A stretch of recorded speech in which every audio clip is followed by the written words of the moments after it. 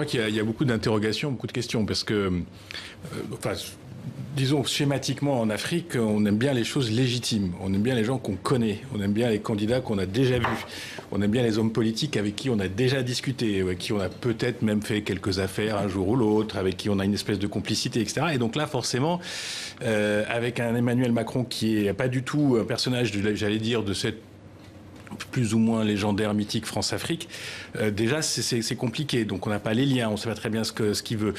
Marine Le Pen est un candidat qui est connu parce qu'elle est sur la scène politique française, mais à part quelques coups d'éclat comme la visite au Tchad, etc., ça reste quand même un personnage très marginal dans l'éthos africain et qu'on n'aime pas. Et Benoît Hamon, on ne sait pas du tout qui c'est. Et donc on est face à cette France qui est quand même un partenaire malgré tout essentiel, qui est économique, culturel, social, qui est là et qu'on ne connaît plus. Et il y a beaucoup d'interrogations sur ce que ça va devenir et quel rapport on va avoir avec eux. Et la dernière chose, c'est qu'il y a aussi encore en Afrique, et en particulier dans les sociétés civiles, une espérance de la France romantique, celle des droits de l'homme, celle des idées, celle du débat démocratique, celle de l'avancée, celle du changement, de la révolution, etc. Et cette France, ils ne la retrouvent pas.